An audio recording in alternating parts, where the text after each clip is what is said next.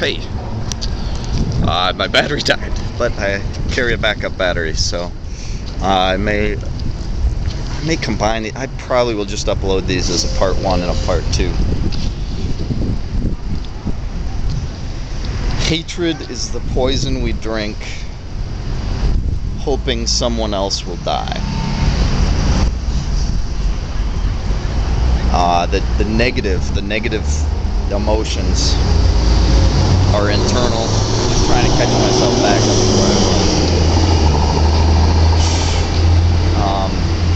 before I spoke recently on terrorism. And the thing I worry about is our government's use of the phrase domestic terrorist as a way to simplify and really distort the truth in some cases.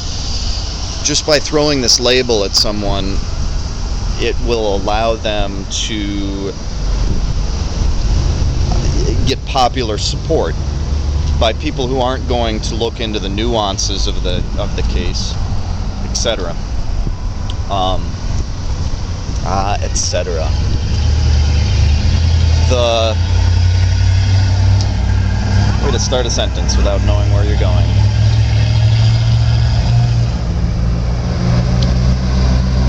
Much like witch was, 200 years ago and more, 200 to 500 years ago. It's a way to encapsulate all the evils that we perceive in the world. It's a way to simply define someone, even if it's without basis.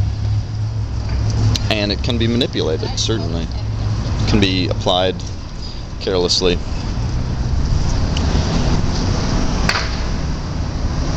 And that gets me to another word that I really like because of the concepts it encapsulates. Demonize.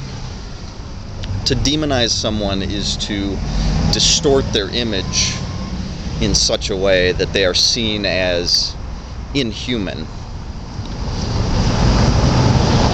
and without humanity, really. Humanity is a term we generally apply to the best aspects. Humanitarian, humanistic. We normally attach these to the best parts of ourselves. And demonize becomes the opposite of that. And really, what is a demon? If not a person, a humaniform in some way, humanoid, without humanity, without those positive aspects that we see in ourselves. And demons, normally look like people. Sometimes they're obvious with horns and hooves, but at other times they, we perceive them as being able to walk among us, disguised as one of us, basically. And there's the lizard people. That's all I'll say about that.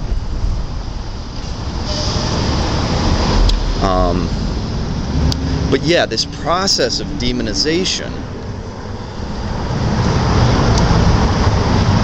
it's a way, again, to manipulate someone's image, to put this concept of inhumanity, and apply it to someone. But really, this process is much like anger and hatred.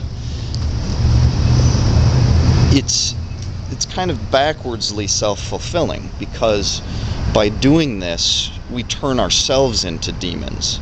When we demonize someone else, when we strip them of all positive aspects of humanity, we are distorting their image in our minds, which allows us to be very inhuman to them in return. I mean, we can look through history from the Crusades, almost all conflict, the genocides, the Third Reich, the Japanese being put in concentration camps during World War II. All of this is stripping a group of their collective humanity, demonizing a group as a way to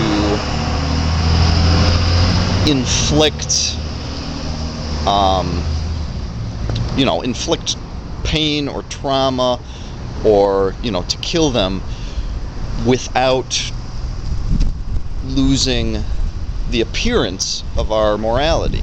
That is, to justify very inhuman acts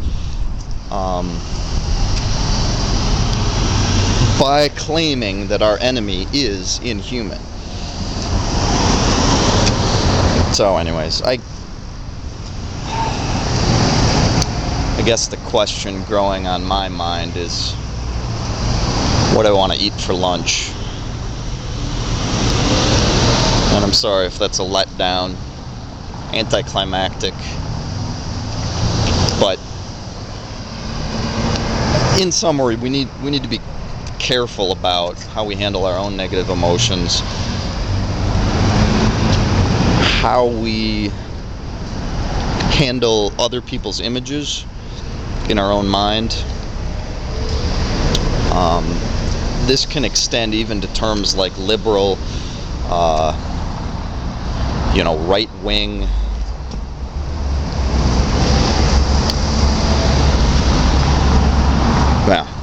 plenty of other aspects. So let's do a time check.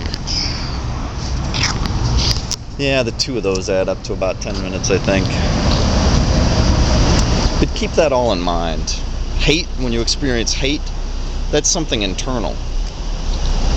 And that's not to say it should be suppressed or denied, but it should be accepted as something inside of ourselves and analyzed reflectively introspectively in that way.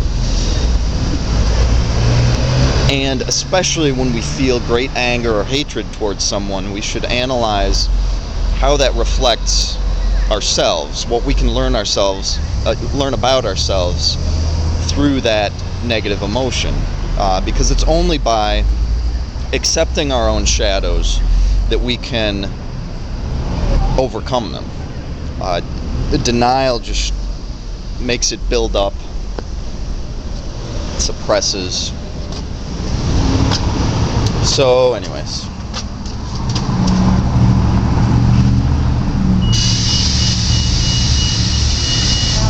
I never liked being angry. And really, it's my weakest emotion.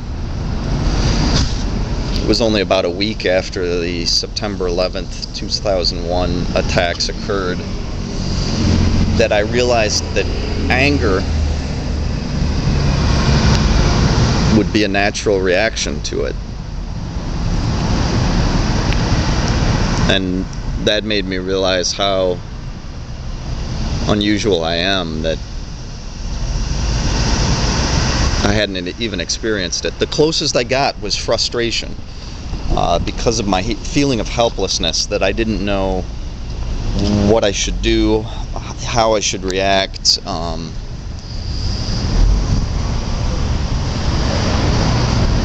But yeah, so I'll leave you with something that kind of is an offshoot, but I think it relates. Pain is useful because it lets us know that something is wrong. Fear is useful because it alerts us to possible danger.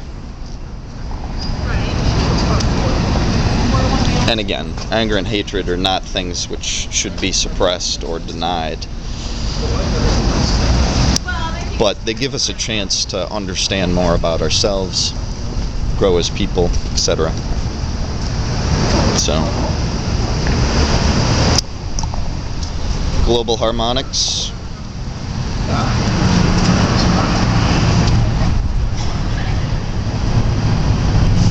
Harmony. Strive for harmony. And I don't mean an unrealistic peace. I mean, acceptance of diversity, difference,